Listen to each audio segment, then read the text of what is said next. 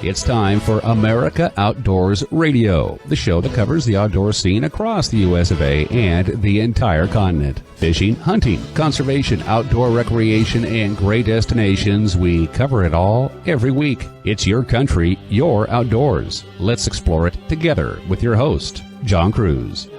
The politics of fishing. They can be infuriating because there's only so many fish, so many crabs, so many shrimp, and quite often, especially in the ocean, there are competing interests who all want the biggest slice of the pie they can grab. What special interests am I talking about here? Well, most of you listening to this show who fish are in one of them. We are the sports fishermen and women who purchase our licenses and spend our money in our local economies to catch tuna, billfish, trout, salmon, steelhead, bass, and more.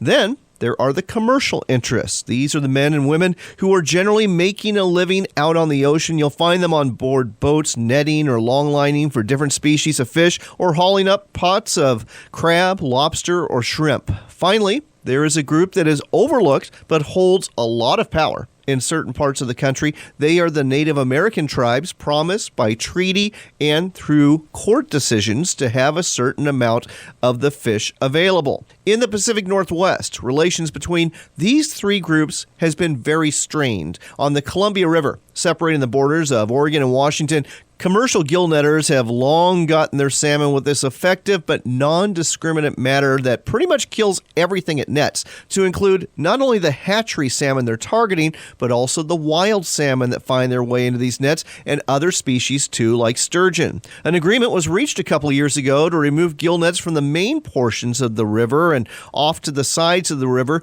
to reduce wild salmon and steelhead mortality, but Oregon has wavered on this agreement, and the Washington Fish and Wildlife Commission is meeting this weekend to decide whether they will uphold their end of the bargain or not. Meanwhile, the North of Falcon season-setting process for salmon in the Northwest between the tribes and sports fishermen was an absolute disaster last year, with the tribes not budging from their demands in negotiations with the Washington Department of Fish and Wildlife. The acrimonious meetings led to a delay in the opening of the salmon season in Puget Sound and also led to a lot of lost dollars and opportunity. This year, there is a petition circulating among sports anglers demanding the meetings be open to the public to attend. The state would likely go along with this because of the liberal public disclosure and meeting laws on the books in Washington state, but the tribes want none of it. This is another issue that we should have an answer about soon. In the end, there's a lot of frustration out there, not just in the Northwest, but all over the country, as these groups compete for our fisheries and sometimes a steadily dwindling supply of them as well. I just hope that anglers and conservationists win some of these arguments, and if you're interested in joining a group that advocates for these interests on behalf of anglers, you might want to check out the Coastal Conservation Association. They are doing some really good work in this regard. This week on the show, we'll be talking to Kevin Hurley with the Wild Sheep Foundation about the Sheep Show taking place in Reno January 19th through the 21st. After that, we'll chat with John Kirk about the International Sportsman's Expo show in Sacramento. This one is also going off on January 29th and runs through the 22nd with 625 exhibitors and 200 seminars. It may well be the largest sportsman show taking place on the West Coast. We'll stay in California but head north towards Eureka when we interview Michelle Fuller, the board president of the Mad River Alliance. She's going to tell you about the Humboldt Steelhead Derby going on now through the end of March on the Mad, Eel, and Trinity Rivers. And sticking with steelhead, and also talking about salmon, we'll be joined after that by Mike Salazar with Salt to Summit Guide Service about fishing the lower Columbia River for both of these species. We've got outdoors news about becoming an outdoors woman programs in Alaska, Montana, and California. And we'll talk to Kyle Klaus with Liberty Safes about gun safes and what you want to look for when you're going to buy one for your home or office. Next up on America Outdoors Radio, we're talking to Kevin Hurley with the Wild Sheep Foundation about the annual Sheep Show. It's taking place January 19th through the 21st in Reno, Nevada, home to one of our affiliates, KKFT. Kevin, tell our listeners exactly where in Reno the show is taking place and what it's all about. Okay, John, this is what we call Sheep Show, Sheep Week. It's our big event of the year, and it'll take place at the Reno Sparks Convention Center. And like you said, the 19th through the 21st. 21st. The doors open at 10 a.m. on Thursday the 19th, and we have all of Thursday, all of Friday, all of Saturday. We have evening banquets, evening auctions.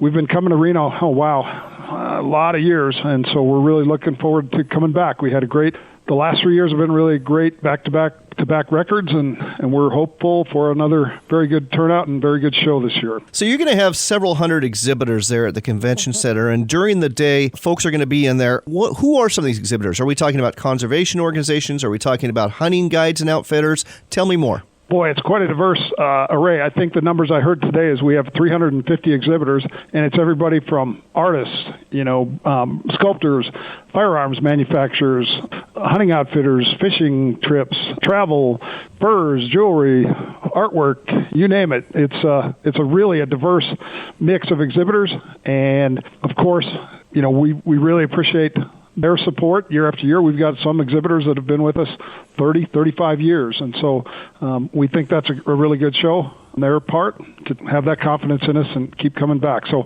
we've got a youth program all day Thursday, Friday, and Saturday. It's called YWCE, and it stands for Youth Wildlife Conservation Experience. And that's right on scene at the Reno Sparks Convention Center. So it's quite a diverse 3.5 days, John. Are you going to have some seminars from some of the experts who are going to be talking, maybe biology, maybe hunting, that sort of thing? You bet. And we have a full seminar schedule on our webpage and, of course, in the day program. But we've got a variety of speakers on everything from physical fitness, how to get in shape for a sheep hunt, to long-range shooting and what kind of practice and skill needs to go into that. Everything from deer to bears to you name it. So, yes, there is quite a diverse array of speakers during these seminars. And, again, those are all 3 days, Thursday, Friday, and Saturday. Kevin, I imagine that you're going to have some great items in both the silent auction and the live auction. I'm sure some of those are going to include some guided trips for sheep, whether they be up in Canada or Alaska or here in the continental U.S. And these proceeds are going to benefit the Wild Sheep Foundation. Why don't you tell our listeners a little bit about the organization you belong to and what you do? Okay, well, I'd say we started in 1974, John, and it was successful sheep hunters from the Midwest that had a series of great experiences, and they got together on, the story goes, a snowy weekend and said, what can we do to put something back into the resource that we've all enjoyed so much? And so that was the genesis of what was called the Foundation for North American Wild Sheep back in 1974. I think we were incorporated in 77, our first convention. My involvement came in 1981. Wow. When I was a budding graduate student. And so the Wild Sheep Foundation, which is what we're doing business as now, FNAWS is the old acronym, they funded my graduate work between Cody and Yellowstone Park on a bighorn sheep study. And then I spent a career with the Wyoming Game and Fish Department as a wildlife biologist and had the chance to specialize and spend extra time on mountain sheep and mountain goats, which are my two favorite critters. So, yeah, we've got probably almost 7,000 members all over, international. We've got a lot of members in the West, but we have a lot in the eastern states, and people go, well, there's no wild sheep there. No, but they're wild sheep conservationists. Right. And we pride ourselves on that. We are a conservation organization first and foremost. And so, our mission statement reflects that, and it's something we look at every day. And everything we do is vetted against our mission statement. So we're about wild sheep conservation. That's what we do. So let's send folks to your website so they can find out more about your organization and about Sheep Week and the Sheep Show, which I presume is open to the public. It is. We have day passes. We have full convention registrations. It's just a matter of what folks have time and ability to do. And so I'm looking at, we do have our new website up. It rolled out between Thanksgiving and Christmas. And I would direct people to wildsheepfoundation.org and look under the convention tab, and it's all right there. All right, that's wildsheepfoundation.org for the Sheep Show, taking place during Sheep Week, January 19th through the 21st in Reno, Nevada. Kevin, thanks for telling us all about this on America Outdoors Radio. You bet.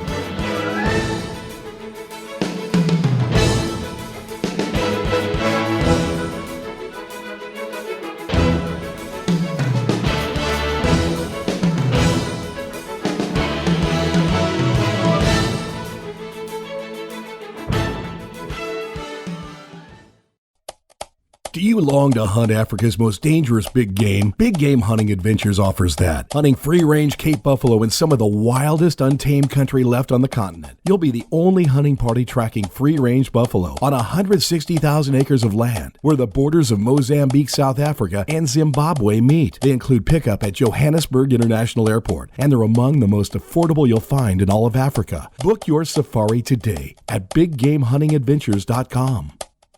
Master Marine in Mount Vernon, Washington specializes in fishing and fun. We offer 7 brands of boats, including Osprey, Sea Sport, Sea Dory, Tomcat, Lund, Weldcraft, and Thunderjet. We also offer Suzuki, Yamaha, and Mercury motors. In other words, no matter what you're fishing for, we've got the boat for you. Drop by Master Marine at 330 East Blackburn Road in Mount Vernon to see what's on the lot, or go online to mastermarine.com. That's mastermarine.com.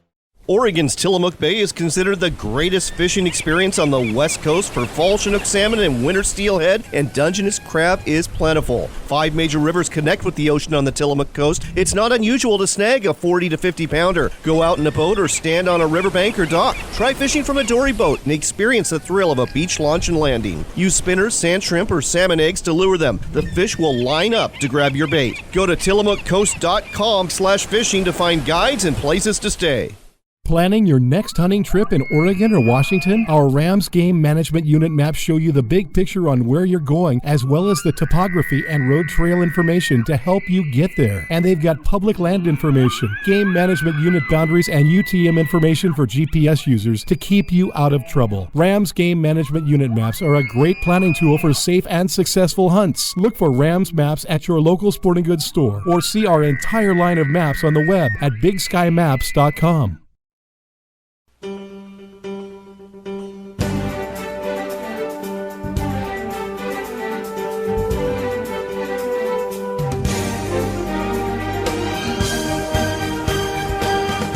Welcome back to America Outdoors Radio. I'm John Cruz, and this portion of the show is brought to you by California Sportsman Magazine. It is the monthly magazine that covers all sorts of things fishing, hunting, and outdoors related in the state of California. Look for it at a newsstand near you. One thing this magazine is definitely covering is what is perhaps the biggest sportsman show on the entire West Coast. It's the Sacramento International Sportsman's Exposition Show, taking place at the State Fairgrounds in Sacramento, January 19th through the 22nd. With us here to tell you more about it is Director of Communications, John Kirk. Welcome to the show, John. Hey, John. Good to be here. So, the ISE show, just how big is this, and how does it compare to the other shows in the West Coast? Well, we have about 640 different companies exhibiting from all over the world.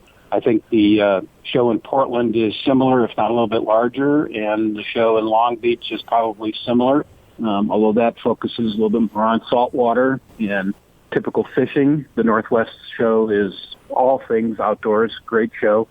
Our show is certainly huge and combines a combination of exhibitors that you might not find in as many numbers in the other shows, and that includes hunting and fishing lodges from all over the world, as well as lodges, guides, and outfitters from throughout California and the West. And then a gigantic boat show that encompasses a giant building plus outdoor space, and then a giant RV show that combines a bunch of outdoor space. So a lot of bulk space is what we call it, which is large spaces with big items, as well as a lot of 10 by 10s, which is what's important for most attendees because it offers the fine grain resolution of the outdoor products and destinations that folks really like to see. One thing that I saw browsing the website for the show is you've got, 200 seminars covering all different aspects of the outdoors. And some of those are very different from what you normally see. For instance, you have the sporting dogs seminars, and you have kayak fishing or kayaking seminars as well. Yeah, the person who created the company in the mid-'70s was an outdoorsman, and he didn't do one thing. He did everything outdoors. And so his approach was the outdoors is a game, and people who like one game should be exposed to other games because then they'll find more things to do and they'll enjoy it. And every outdoor person usually has an evolution from, not knowing much and to knowing quite a bit. And what they like to do in the outdoors changes as they mature in the sport, and sometimes they like to move on to other sports. So while we bring together the destinations, we also bring together the products, and then we bring together the experts, so that, I mean, the cliche is to say it's a one-stop stop for the outdoors, but it's really true when you can go to one place and talk to the expert and see a seminar in dog training or kayak fishing or downriggers or big game hunting or fly fishing. And you can do that in one spot and talk to the experts at each particular thing. That increases your enthusiasm, increases your knowledge, and we hope it inspires people to support our vendors. We're in business to be a business, but we want to make sure that we offer as much value to our consumer as possible. We're understanding that anybody can shop for virtually anything, any instant of the day, every day of the year. And so we have to offer something more. And that more is a very diverse, robust, rich experience of the outdoors to gather with as diverse a group of outdoor enthusiasts as possible and get as much done in one place at one time, and feel comfortable about the product that you're buying because you perhaps talk to the manufacturer or the rep or the factory, or book a guide trip by talking to the guide and, spending a half an hour with him and finding out if he's going to be a good match. Right. Or going on the dream trip to Alaska or to South Africa, talking to the professional hunter who's going to be, with you there, or the lodge owner who's going to be, taking care of you. All those things face-to-face make a big difference, we think, and you end up building a relationship, which is, what's enjoyable and makes for a better experience. No, you're absolutely right, John. And, it's funny because I've gone through that exact process with guides, and especially on some of these dream trips where, maybe you want to go up to British Columbia and do some fly-out fishing, and there's like 3 or 4 people that offer it. And you're right. It's about finding exactly the right match for you, and a lot of times that has to do with the personality, and you really get that from those face-to-face conversations that you're going to get at these shows. And not to mention the fact, folks, that generally speaking, there's show specials offered by these guides and outfitters and lodges that are way better deals that you're going to find on their website that you normally see. Let's talk about something else here. Any special attractions that folks ought to be aware of this year? Oh, wow. I always answer this question by saying it's hard to say. We have 8 or 9 theaters. We have hands-on activities like 2 off-road test tracks. We have fly casting ponds, fly tying theaters, a fishing theater, a kayak theater, a fly fishing theater, an adventure theater, a sporting dog arena, the California Sportsman Radio Theater, where the top guides in Northern California talk just about conventional fishing, fresh and saltwater. And I guess the thing that pleases me most is having a giant youth fair that occupies 3 buildings and is made up of probably 20 different nonprofit organizations, the big ones that like the National Rifle Association and the Boy Scouts, but also California Fish and Wildlife, California Waterfowl Association, California Inland Fisheries Foundation. All those folks come together in a single place, and they offer hands-on fishing and shooting and hatchet throwing and fly tying and all sorts of activities for kids, all free, with all the gear and all the guides provided. And all of our shows actually offer children 15 and under free entrance to the show with an adult.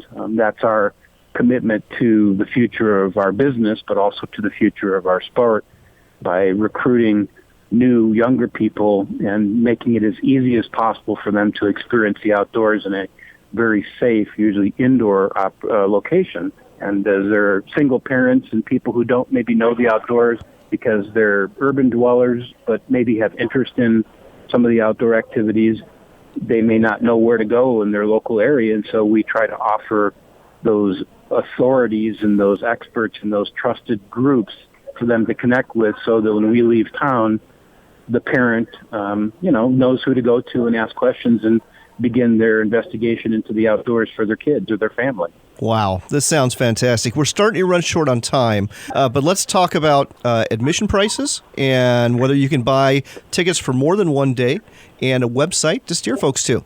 Sure. It's $17 for entry, but we have $3 off coupons available throughout the marketplace, and people can actually enter on our website and get even greater discounts. But the best thing to do is to go to our website, which is sportsexpos.com, and check out the places to get the coupons. They're all over. All right, that's sportsexpos.com. Sportsexpos.com is the place to go to find out more about the Sacramento ISE show. It's going to be huge. It's coming up the 19th through the 22nd, and I don't think you want to miss it if you live anywhere close to Sacramento. John, thanks for telling us all about this on America Outdoors Radio. Thank you, John, very much.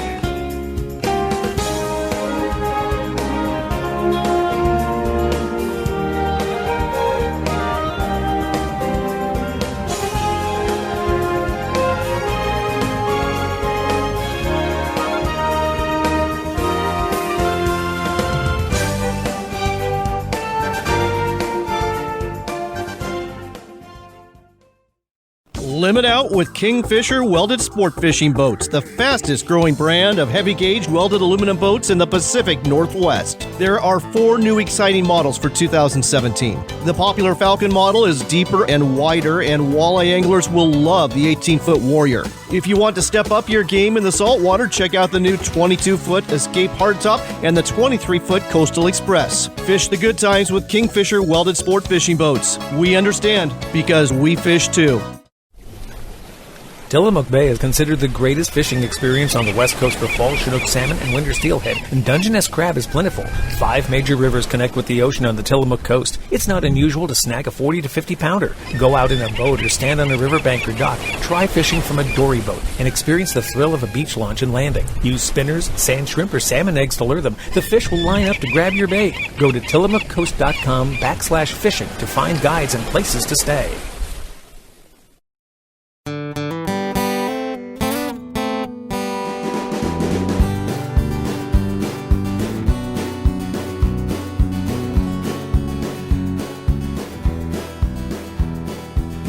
You're back with America Outdoors Radio. I'm John Cruz, and this portion of the show is brought to you by California Sportsman Magazine. It's the monthly publication covering the hunting and fishing and outdoor scene throughout the great state of California. Look for it at a newsstand near you. Speaking of California, there's a pretty special wintertime event that's going on right now through April 1st. It's called Humboldt Steelhead Days. With us here to tell you more about it is Michelle Fuller. She is the board president of the Mad River Alliance. Michelle, welcome to the show. Thank you for having me. Michelle, why don't you tell our listeners what's Humboldt Steelhead Days all about? I understand it's a fishing derby, but let's talk about the rivers it takes place at. Sure. This year, Humboldt Steelhead Days is in its 4th year, and it started as a fishing derby on the Mad River and has now expanded to include the Trinity River and the Eel River, all 3 of which are in Humboldt County, California. And the Mad River has a fish hatchery on it, and so we are allowed to keep hatchery fish that we catch. The Trinity also has hatchery and wild fish, and the Eel River is wild fish only, so they catch and release only river. So let's talk about how you participate then. Obviously, you're going to buy a ticket, and I'm guessing they're available at local sporting goods dealers. Can you get them online too? You can. We have an excellent website, HumboldtSteelheadDays.com. You can register for the fishing derby. There's also an Essence of Angling photo contest that is taking place at the same time on those 3 rivers. So photographers or people hanging out with people who are fishing can participate that way. It's one registration for all of the contests, 3 months long. We started January 1st, and we're going through the end of March to allow for various weather conditions and fishing conditions that have influenced us in the past, having a smaller time frame. So it's basically all winter long, looking to get people outside and connected to the rivers. It's a $10 entry fee. So it's pretty accessible to most people, and local fishing guides and outdoor stores are also available with registration and help. All right. And folks, the Trinity, the Mad, Eel Rivers, all renowned steelhead rivers that you're going to find in Northern California. So even if you're not entering the Derby, it's worth going there and taking part in this fishery. So I understand that you've got cash prizes that total up to $10,000. What's the biggest prize for the biggest fish? For the biggest fish on each river, there's a $1,000 prize. There are second and third place prizes as well, and the first place photo contest prize is also $1,000 cash with second and third place prizes as well. So there are a lot of prizes to be handed out. And in addition to just the fishing derby, you've got some other events going on too. And this one is a $55 fee. It's a brewery tour that takes place along the rivers. Tell me about that. We have two different tours going on. One is for spawning tour of Humboldt Bay tributaries that flow into Humboldt Bay, where a lot of our population center is. There are fish spawning right now that you can go see. So we're leading a tour out to some of those sites for $55. And the following weekend, we have a Mad River tour of restoration sites on the Mad River Basin and Little River. And all of these restoration and spawning tours end at a local brewery at the end of the day. That sounds like a wonderful way to end a day outside. Absolutely. So last but not least, you're part of the Mad River Alliance. I assume that profits from these derbies and these tours are going to go to the Mad River Alliance. What are you doing?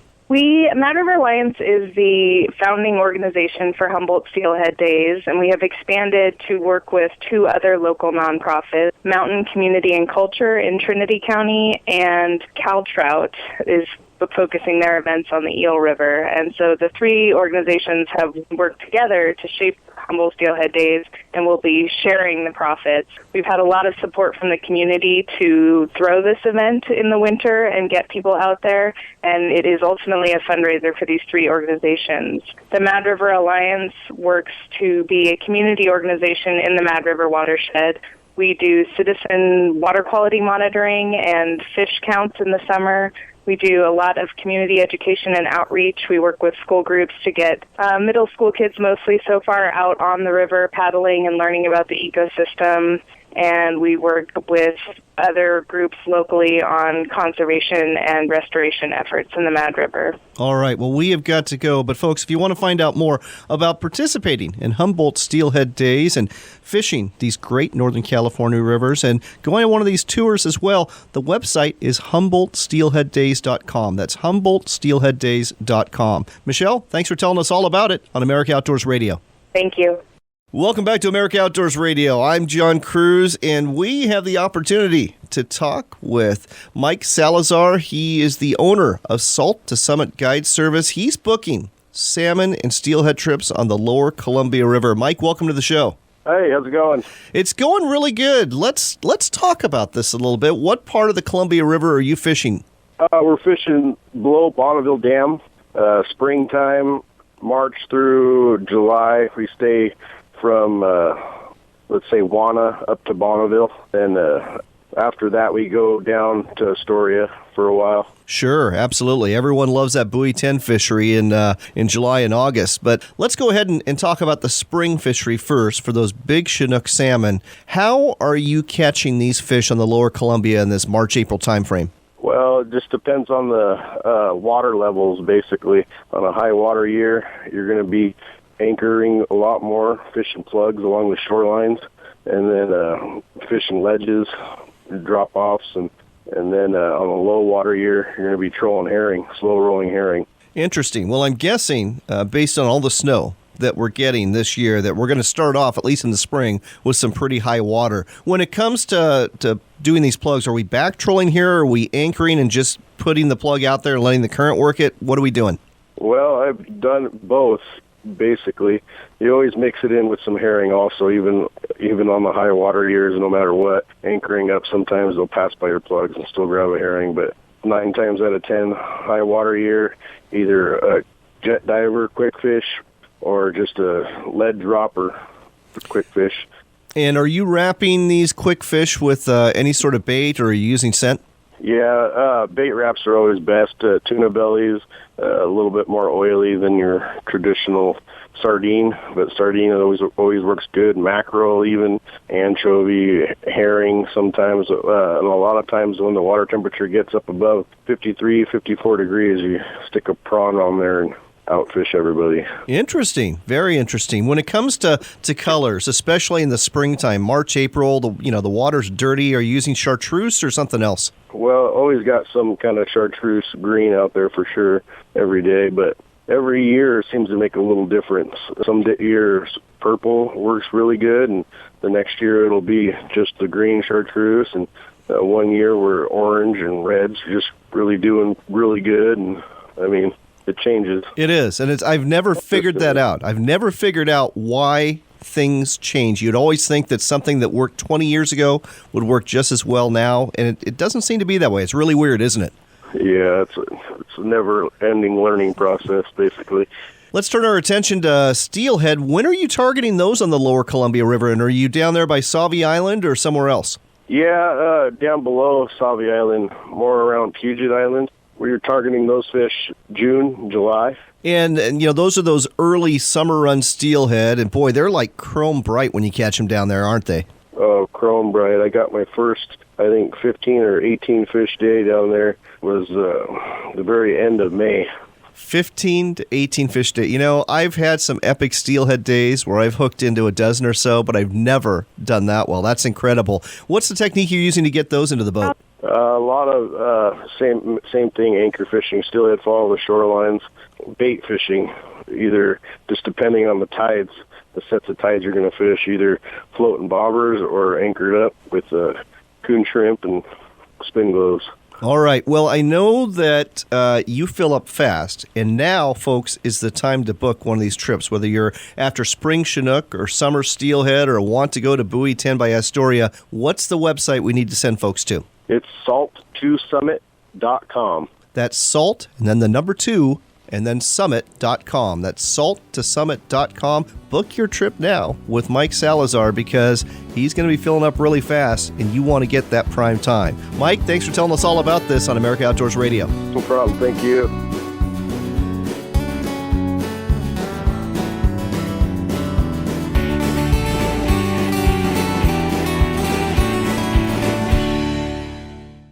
In Humboldt County, something wild happens in the wintertime. Thousands of visitors swim underwater to Humboldt shores, seeking partners of the opposite sex. We're talking steelhead. January to March, more here than anywhere else in California. And we celebrate with fishing and photo contests and $10,000 in cash prizes. Special access, spawning and restoration tours, films and festivities for the entire family. So drive, fly, or swim underwater to Humboldt Steelhead Days.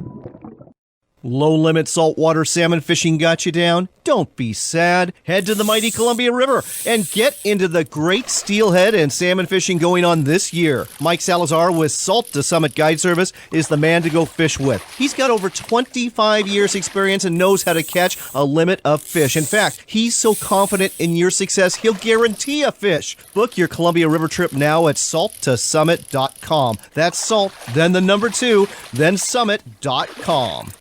Looking for the safest, most stable riding boat on the market? Welcome to Stabicraft. Born in New Zealand, Stabicraft has a built-in reputation for making the most seaworthy boats on the market. Heavy gauge aluminum chambered boats with models ranging from 14 to 29 feet in a variety of configurations to suit all your needs. Check out the all-new 2750 center cab, a walk-around design for the Northwest market and packed with industry-leading features to suit all types of fishing, allowing you to adventure with confidence. Book a test ride today at stabicraft.com. Tillamook Bay is considered the greatest fishing experience on the west coast for fall Chinook salmon and winter steelhead, and Dungeness crab is plentiful. 5 major rivers connect with the ocean on the Tillamook coast. It's not unusual to snag a 40 to 50 pounder. Go out in a boat or stand on a riverbank or dock. Try fishing from a dory boat and experience the thrill of a beach launch and landing. Use spinners, sand shrimp, or salmon eggs to lure them. The fish will line up to grab your bait. Go to tillamookcoast.com/fishing to find guides and places to stay.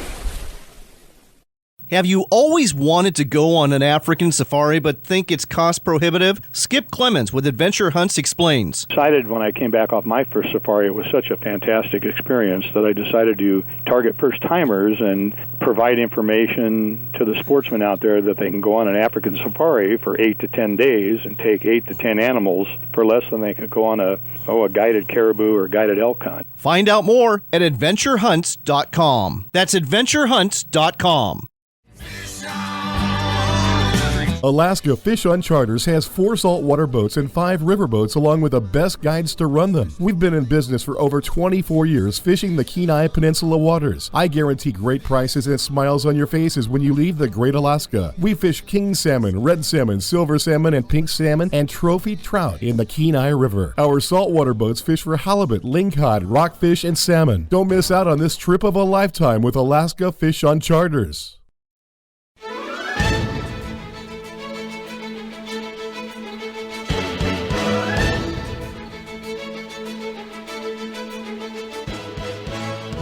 You're back with America Outdoors Radio. I'm John Cruz, and this portion of the show is brought to you by the Alaska Sporting Journal. It is the monthly magazine that covers just about everything there is to do outdoors in the great state of Alaska, and boy, is there a lot out there, especially lots of hunting and fishing. Look for the Alaska Sporting Journal at a newsstand near you. We got some outdoors news for you, and I'm going to start off by asking you, have you ever been to the Stanislaus National Forest in California? If so, you probably remember going to Calaveras Big Tree State Park, where you could actually drive through a living sequoia tree. It is the pioneer cabin tree, more commonly known as the tunnel or drive-through tree, and it had kind of an arched trunk at its base that you could literally drive a car through. Unfortunately, no one is going to be driving through that tree anymore. That's because the big January 8th storm that moved through the Bay Area toppled the big sequoia tree. Just some of the damage done by this storm that also flooded rivers, creeks, and damaged homes. So, the pioneer cabin tree, unfortunately, is just a memory now. Moving on to other news. Women in the outdoors are becoming a much more common sight, and that's a great thing. But what many are lacking, and what keeps more women from coming into the outdoors in terms of fishing and hunting and more, is the knowledge that they gain from a mentor or role model. Commonly, this is passed on from father to son, but not always traditionally from father to daughter. That's why several states have programs called Becoming an Outdoors Woman, designed to give women the knowledge and experience they need to have fun fishing, hunting, and being outdoors. The state of Alaska has quite a few events going on in this program that occur during the winter. Here's just a few of them. In Anchorage, there's the Beyond Becoming an Outdoors Woman handgun cleaning and maintenance session, January 24th. On the 26th, they'll be covering maintenance and cleaning of rifles and shotguns, also in Anchorage, and then they've got a hunter's education class on February 19th in Anchorage. Here's the one that it sounds really fun to me, though. Unfortunately, no boys allowed, just women. It's the backcountry ski adventure. It's taking place at Juneau Lake. That's on the Kenai Peninsula, and that's going to happen February 24th through the 26th. Contact the Department of Fish and Game in Alaska to find out more. Montana has a similar program and is offering a ladies' ice fishing class on the water at Lake Sealy next weekend. The website says this event is full, but if you're up in Montana, you might try contacting the folks at Montana Fish, Wildlife, and Parks to see if there are any last-minute cancellations. And in California, it's not the Fish and Game Department that runs Becoming an Outdoors Woman. It's the California Waterfowl Association. They actually have been hosting hunts for women throughout the season. Don't know if there's going to be any of those left with the season winding down, but there is one thing that's coming up. It's brand new. It's the Women's Art Camp weekend, March 4th through the 5th. You will spend an exciting weekend learning wildlife painting, wildlife photography, bird carving, jewelry making, and more. Go to the California Waterfowl Association website to find out more about this opportunity. From Rich Landers, writing for the Spokesman Review, we learn about a photograph taken at the National Black-Footed Ferret Conservation Center in northern Colorado that showed a coyote and badger hunting together on the prairie. It turns out it's not as unusual as you might think. U.S. Fish and Wildlife Service biologists say coyotes and badgers are known to hunt together and can be more successful hunting prairie dogs and ground squirrels when they work in tandem. The coyotes will chase down the prey if it runs, and the badgers will dig them up if they head underground. Next up on America Outdoors Radio, SHOT Show is going to be taking place this coming week in Las Vegas. And one of the companies that's going to be there is Liberty Safes. And kind of a big deal is happening with Liberty Safes. With us here to tell us more about it is Kyle Klaus. Kyle, what's going on at SHOT Show? Great to be on your show today. But on SHOT Show on the 17th, this year we have produced our 2 millionth safe, meaning that we've built 2 million safes.